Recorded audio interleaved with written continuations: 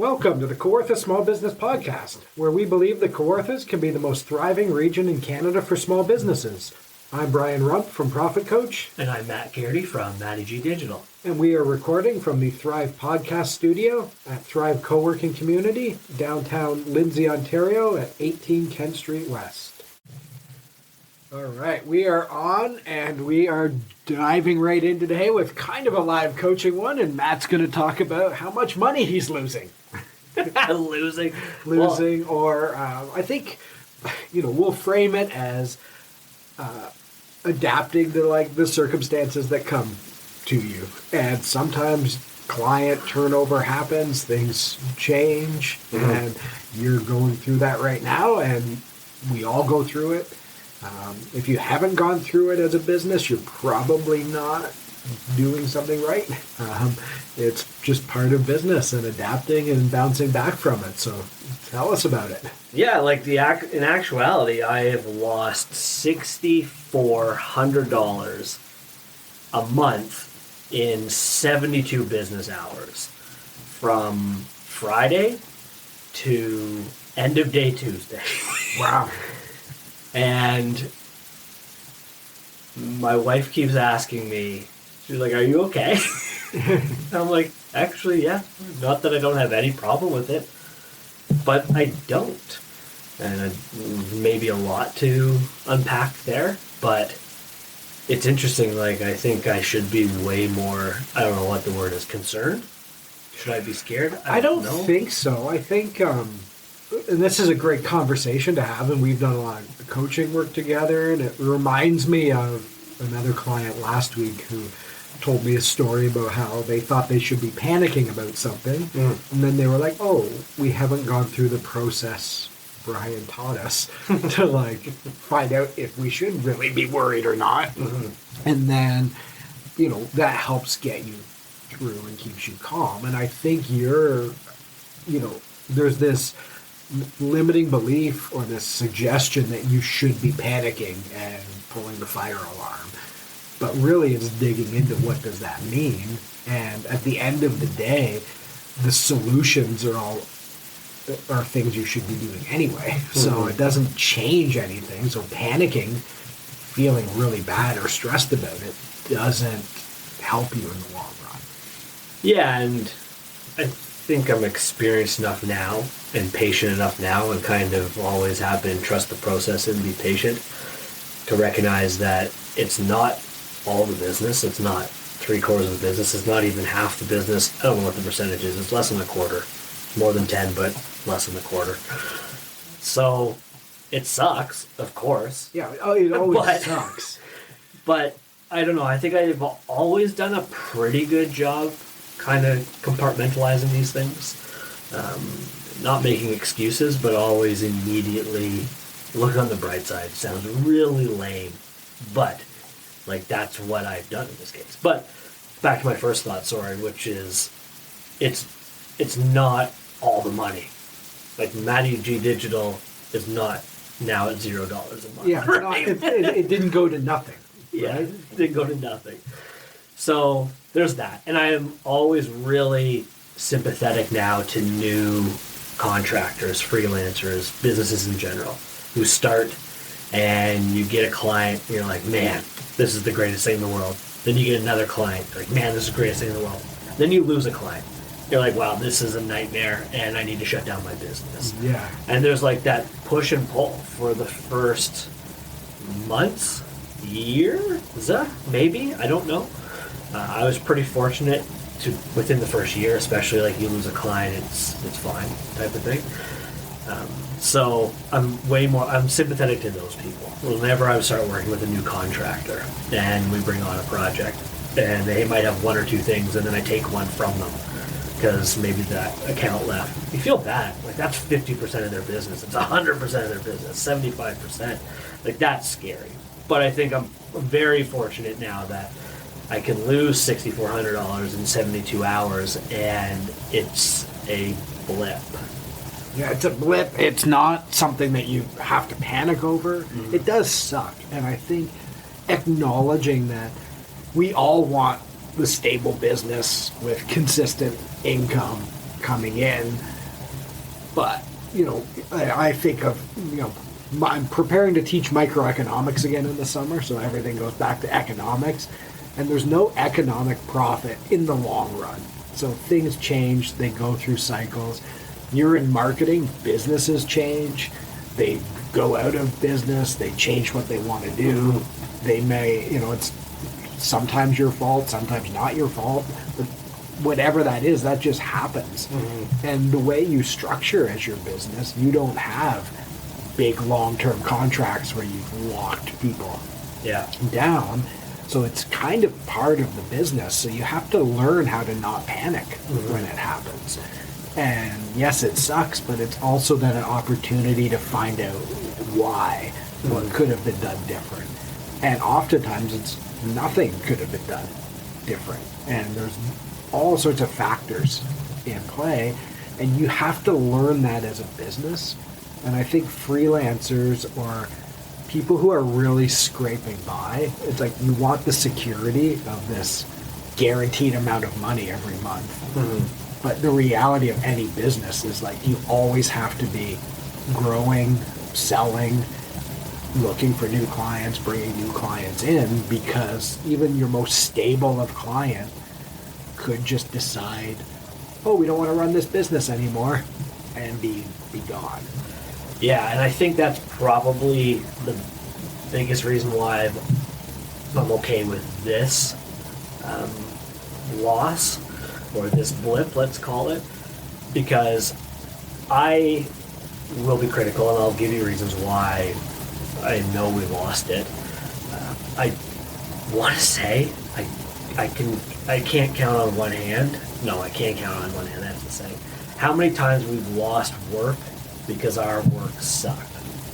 Like, I can't really think of a case like that. We lost these, it was 3 projects actually.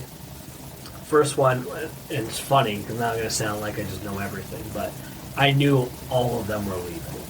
It just was a matter of when. The thing that sucked the most was like, man, it could have been great if this wasn't over the course of 72 hours. And the one left a couple months ago when I was expecting it, and then the next one left like maybe this month or next, and spread it out a little bit. I'm fascinated because I know even in your business, sometimes these things happen in like, it's like unpredictable seasons. It's like, why did this happen in this a few days span? And that's kind of happened before, or you'll get a bunch in a few days span. And that's the whole other like conversation for like kind of unpredictable seasonality that just happens. But I wonder if it's because of the invoicing cycle also. All 3 of them were billed on the 15th.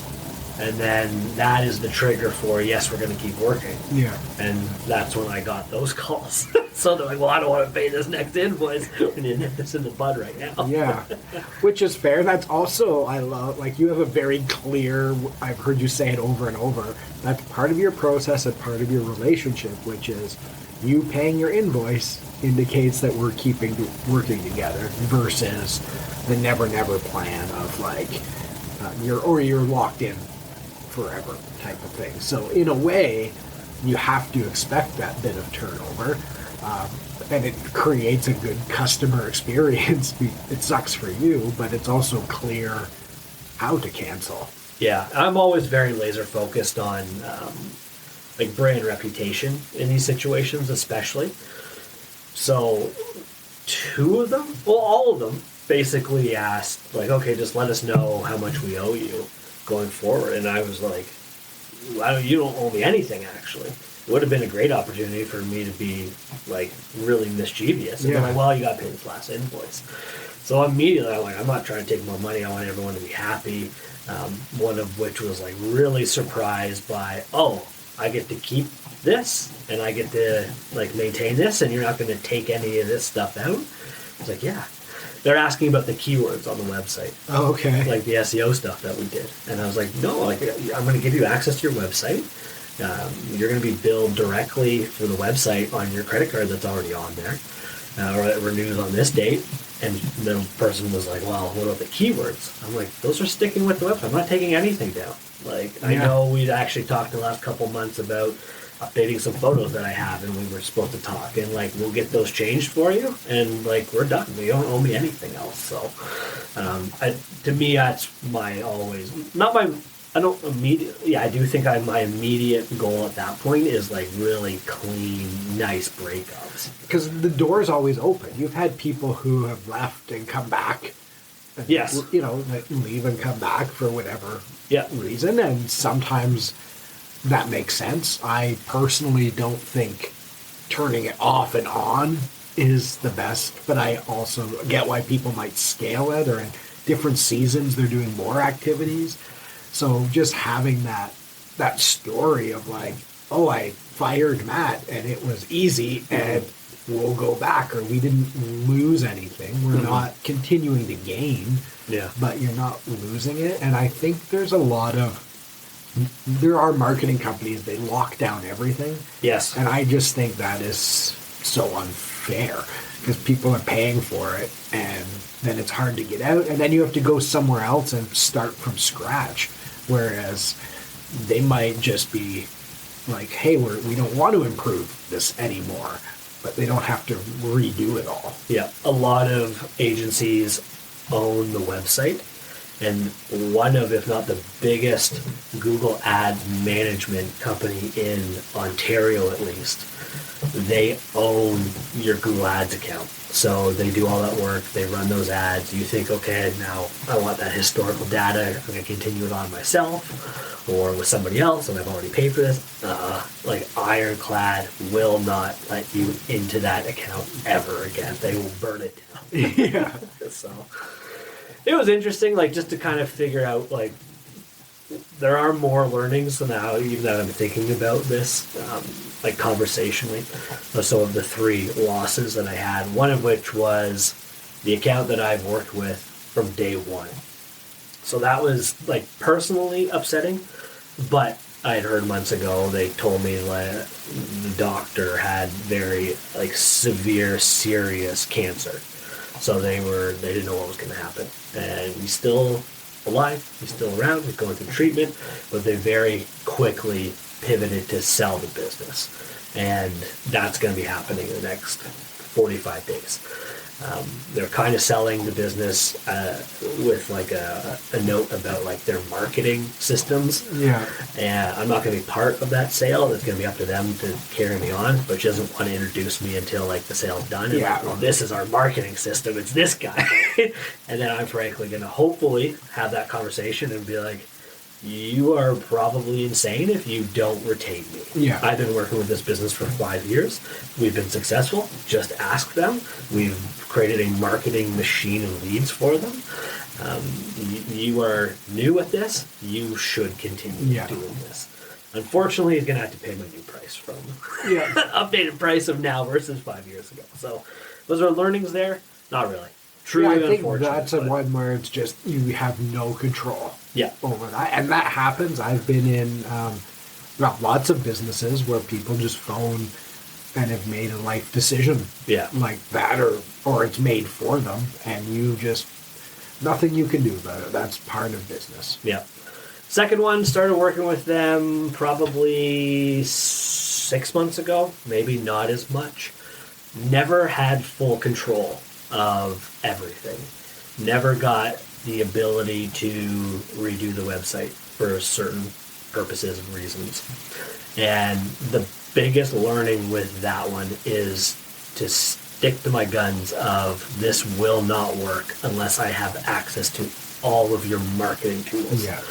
And I can send whatever traffic that I want to the website, and it doesn't matter if I'm not happy myself with the website and the story. So that's the biggest learning from that one. That breakup was good though. Also, I knew that one was coming. I thought it was going to be a couple months ago, that one. Not that we're waiting it out, but we kept doing good work. Every time I hop on a call, like this is gonna be it. Finally came down. They were complimentary. They said I did good work. They maybe accepted blame. I don't know if this was just to be nice, but like they're trying to figure some things out internally. They don't know what direction they're going. I think that's a big thing to talk about, because we always talk about why people don't do marketing, or they make what seem like irrational choices. And a lot does come down to, as the business owner, you need to trust and know what your vision is to like hire marketing. So if you're internally not exactly sure what to do, then it is hard to be paying every month for maybe a best guess or something that kind of works. But if there's an internal fight about wanting to even do different directions, then it's hard. So it's not your fault, and there's like nothing you can do to overcome it. You can't guess what they want. Yeah. And you could be working with them, but if they're not engaging in that, then it's hard. So it's not a poor quality, it's not the wrong results. Yeah. It's based on that internal, they might not know what they want out of it. Yeah, and the more I think about it too, I'm feeling happier about it in a way. Thinking about, no, we never had access to the website. We had to update some stuff for SEO purposes. I didn't have access to the website. I asked every month for months to introduce me to the person that was updated. Yeah. Like, I never got that access. So yes, of course, they were paying for stuff where they weren't seeing any value because I literally couldn't do anything. Yeah. So that kind of got stuck there. We disagreed on methodologies and some processes with stuff. So I do think there's stubbornness to marketing with one of the players is going to be a problem for them down the road. But hurt them I don't know much about them specifically, but as a coach who's watched this, I think stubbornness and resistance to certain things costs you a huge amount of money to a lot of businesses. The last one, this just happened yesterday. I haven't told you about this one. Also was expecting it. Very hot and cold. Some days you're their best friend. Other days you never hear from them, and there was like not friction, but just the disbelief of like findings and stuff that I was showing. My numbers were strong. Happy with them. Very happy with the work. This person I don't think would ever believe numbers, and it's old school gut feel. What are they hearing? Yeah. So my numbers would show one thing. They would say, well, we're not getting any calls from this. It's all repeat. It's all referral. But then at the same time in the meeting, they're like, we're just not busy enough. And then they were like, well, we're going to go on vacation this week, but we had to cancel because we have so many of these jobs that we have to complete. So I was like, okay. Anyways. Yeah, I know exactly who it is. And it was a shame because it was good work. I think that I still... there were things that I let go too strategically that I would have liked to had a bit more control over, and not forceful because it was their decision with how they did things with the business. But it still was like, this would have been stronger if we, frankly, listened to the original strategy. And yeah, there's just always a bit of a conflict of like, what are you doing? I'm like, I'm showing this, and they're saying other stuff, and we're showing calls, like all these calls every month, and I get, well, it's all, they're all spam calls. I was like, you can see how long you talk to some of these people. They can't all have been spam. Yeah. Right? So those are one of those ones you just bump up against a wall. And they're frustrating when you're, and this is, I think, a common thing in business where you have a bit of like recency bias or you're not tracking. And we used to see this when I worked at the bank all the time. Everyone's like, oh, we're just getting calls that are spam calls, or it's all this. And it's not that when you actually track it. And that could be, the nature of the business. It could be how they want to grow, what they need. Sometimes you do a lot of value in a short-ish period of time, and some people don't need to go beyond that if they're not actually serious about growing their business. So yeah, that's interesting. But like my mindset always, I don't know if I've already said this, but I have always been this way, and I still am this way even within the last 72 hours. This just opens up my ability and brains to the people that are happy working with me and want to work with me. And I can do better work for those people now because I have more space capacity. for them. And you can find more clients. I think we just had a podcast, or we've had conversations about, if I have too many more clients, now I have a problem of how to structure my schedule. That's so funny, yeah, because now that's not there anymore. We also have been like, you have in your mind a type of client you want to work for a certain amount that eclipses what you've lost. So now you have to just go out and find that client, and now you're working, the time of one for the price of what you lost. Like, it opens up opportunities, and I think it's important to clarify for new listeners or people who may not know. Matt works as a fractional marketing person. You hire him on a retainer that's between say $3,000 and $10,000 a month. In that, you get a process of planning some goals, creating strategies. That typically involves redoing a website, and then a bunch of different tactics, SEO, email marketing. The size of the retainer really depends on the results you need in those amount of activities. And it's following a plan and a structure. And you are, as you confessed in the Business Advocate, a boring marketer, which is regular, planned, consistent marketing activities that most businesses frankly don't do. But the ones who are successful long term, usually it's because of regular, consistent marketing activities. So the value you provide is not in question. It's not always going to be a fit for everyone. There will be people who they want to do it, but then they panic 6 months in and just stop it. Or they resist you on certain things and then wonder why it doesn't work.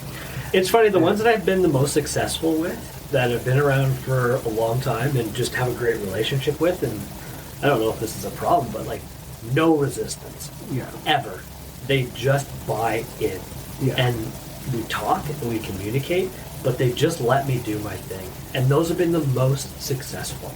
And like, I sound like every crazy client that you probably get, where like, I just want those clients. And that's why I was okay with losing those ones the last couple of days. And what's really except cool, for the one, frankly, anyway, the one. But. You're also years into your business where you've done your own consistent regular marketing, where now you can start focusing some activities a bit more, or like looking for specific types of businesses a bit more. Because a lot of people, they want to jump 5 years in, where they're like, well, I just want these types of clients, and there's like a little list, and it's like, you're never just going to automatically get that from the start. Like, you have to go through the journey, and then you have to make those decisions along the way of, why did this work? Why didn't it work? And then have the courage where it's like, for example, if you know someone's not going to listen to you or follow the strategy, you just don't take them on as a client, because you end up knowing, well, they're just going to stick around for a few months and then they'll get frustrated and leave, and my talents could be used for someone who gets it and wants to use it. And I think that's a competitive advantage, people who listen and follow. Like, do you think that that's not too cocky and I'm just being ridiculous though? I will make fun of you with some of the cockiness within it. I think there's a confidence. I think it's not guaranteed, but the discipline to stick to something is important. This reminds me, I'll fit it in. Yesterday I did a brand script boot camp as part of being a certified story brand guide. So Dr. J.J. Peterson, who's part of Key and Story Brand, he actually wrote his dissertation on proving that story brand works. And we were in this brand script boot camp, and a guide had brought like a marketing thing for like a very niche life sciences business. And he delivered a master class on like how you dissected and use story brand for something that it's like medical engineer people would only get. What was neat was it prompted me to look up his dissertation, because usually you have to pay money to like read people's dissertations, and I'd never actually read it, so I started reading like his academic research paper that's like 100 and some pages. on why it works. And one of the key things of why it works is most people won't stick to following something. They won't have the discipline to create a messaging strategy and actually consistently follow it. Yeah. Or you create, there's part messaging strategy, part SEO strategy, and then actually follow it over time. And that alone is a huge part of the success. So, yeah, you might not have every detail perfect, but you can be really confident in that and know that most businesses won't do that. They don't want to do it. Yet, to me, it's one of those things I get fired up about, because when you see if you have a team and you're trying to grow a business, if you're not doing consistent marketing activities, then what are you even here for? Yeah. No, that makes me feel a little bit better, because there's another email in my inbox from an account that I also took knowing this was going to be a problem, and they're already a problem, not even a week into it. And Southern Sarah was like, here's the situation. And I'm like, this is not my answer right now. I'm just going to vent to you. But I don't want this account. I don't want to deal with this. I knew this was going to be a problem. I explained to him what the scope of work was going to be. I told him what the price was going to be. I told him what he wasn't going to get. And now he doesn't understand. Yeah. I don't have time for this. Apparently I do, because I've lost a bunch of accounts. Yeah. But at the same time, I'm like, I don't care about this. I need to find someone that's going to listen to me and move on. Yeah. So, and then I would say the flip side, maybe to put a quick positive spin on, I don't know if we're wrapping this up or not, but in general, in the last 12 hours, I've gotten out 2 quotes, double what I've lost. I'm going to get one of them, and handshake deal for a new program that we're going to run out of Thrive. Yeah. So, things are always good. Yeah, the funnel is good. The funnel is good, and what I like about why I was like, this will be a great episode, is it's managing that.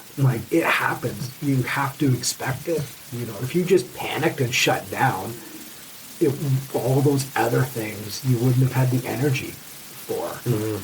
The other thing, I heard a great quote today, which is you can't innovate unless you're optimistic about the future. So. You have to put the tools and methods in your mind work in place to stay on the optimistic side. Because if you, feel like, I just got beat up, and you panic about it, then you're not going to show up in the right energy to seize the next opportunity that comes. So I think it's a great, authentic, vulnerable conversation to have. That's just real life, and these are the real life things that everyone goes through. Yeah, I thought it was an interesting thing to throw out to you, because we were supposed to talk to our HVAC friends today. Still working with them. Everyone can relax. But someone in that family just had a baby, so we canceled that. And literally, as I was brushing my teeth this morning, I'm like, I want to introduce the topic because I want to see Brian be like, really? Let's talk about this. But I thought it would be interesting. We try to have real conversations. Let's have a real conversation. Yeah, so. I love it. Awesome. And that's our show, Matt. What do you want the people to know, and where can they find you?